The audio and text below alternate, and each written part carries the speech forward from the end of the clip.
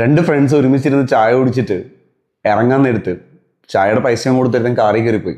അപ്പോൾ അവിടെ ബാക്കിയിരുന്നവൻ പറയുന്നുണ്ട്, ഓഫ് അവൻ്റെ ലൈഫാണോ 1,00,000 രൂപ സാലറി, എന്തായാലും ലൈഫ് എന്ന് പറഞ്ഞു. അത് അങ്ങ് പോവാണ്. പോയി ഈ ഡ്രൈവ് ചെയ്യുന്ന ആൾ കുറച്ച് കഴിയുമ്പോൾ ഒരു മെസ്സേജ് വരികയാണ്, താങ്കളുടെ കാറിൻ്റെ EMI ഡേറ്റ് നാളെയാണ്. ഓക്കെ ആയി, 20,000 രൂപ കഴിഞ്ഞു.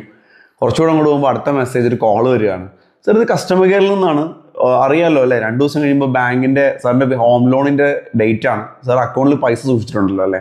അപ്പോൾ തന്നെ കഴിഞ്ഞൊരു 40,000 രൂപ കഴിഞ്ഞു, ഇൻഷുറൻസിൻ്റെ എമൗണ്ട് കഴിഞ്ഞു, പെട്രോൾ. അപ്പോഴത്തേക്കും വീട്ടിൽ നിന്ന് വിളിച്ചിട്ട് പറയുകയാണ്, സാധനങ്ങൾ വാങ്ങിയിട്ട് പറഞ്ഞു ഈ മാസം സാധനങ്ങൾ തീർന്നു.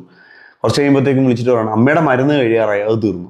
പെട്ടെന്നാണ് വരുമ്പോഴത്തേക്കും അല്ലെങ്കിൽ വേറെ എന്തെങ്കിലും ഫീസ് അടയ്ക്കണം, അതല്ലെങ്കിൽ വീടിൻ്റെ റെൻറ്റ് പേ ചെയ്യണം, അല്ലെങ്കിൽ വേറെ എന്തെങ്കിലും കാര്യങ്ങളൊക്കെ ചെയ്യണം. നോക്കി കുറേ കഴിഞ്ഞ് നോക്കുമ്പോഴത്തേക്കും കയ്യിൽ പൈസ ഒന്നുമില്ല. ഈ മാസം ഒന്ന് സേവിങ്സ് തുടങ്ങാമെന്ന് വെച്ചത്, അല്ലെങ്കിൽ SIPയിൽ ഇൻവെസ്റ്റ് ചെയ്യാമെന്ന് കരുതിയതാണ്. ഭയങ്കര പ്രശ്നമാണ്.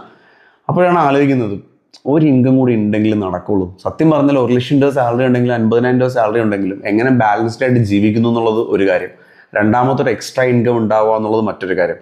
ഈ ബാലൻസ്ഡ് ആയിട്ട് ജീവിക്കുക എന്ന് പറഞ്ഞാൽ നല്ല കാര്യമാണ്, പക്ഷേ ഞാൻ അത്ര യോജിക്കുന്നില്ല. എല്ലാം ഞെരുക്കി പിടിച്ച് ജീവിക്കുക, എന്നിട്ട് എന്തിനാ, ജീവിതം ആസ്വദിക്കാനുള്ളതാണ്, യാത്രകൾ പോകാനുള്ള, ഇന്റർനാഷണൽ ട്രിപ്പ് പോകാനുള്ളതാണ്, 5 സ്റ്റാർ ഫെസിലിറ്റീസ് ഉണ്ട് അത് ആസ്വദിക്കാനുള്ളതാണ്, ബെസ്റ്റ് റെസ്റ്റോറൻറ്റ്സും ഹോട്ടൽസ് ഉണ്ട് അതൊക്കെ എക്സ്പീരിയൻസ് ചെയ്യാനുള്ളതാണ്, ഫാമിലി ട്രിപ്സ് അത് എക്സ്പീരിയൻസ് ചെയ്യാനുള്ളതാണ്. അല്ലാതെ പിശുക്കി ഞെരുക്കിയിട്ടൊക്കെ ജീവിച്ചിട്ട് എന്താ കാര്യം?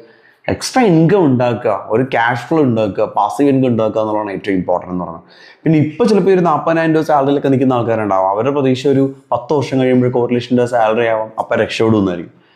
പക്ഷെ 10 വർഷം കഴിഞ്ഞ് കിട്ടുന്ന 1,00,000 രൂപയ്ക്ക് എത്ര രൂപ ഇന്നത്തെ അതേ 40,000 രൂപയുടെ വാലിഡിറ്റി തന്നെ ഉണ്ടാവുന്നുള്ളൂ എനിക്ക് തോന്നുന്നത്.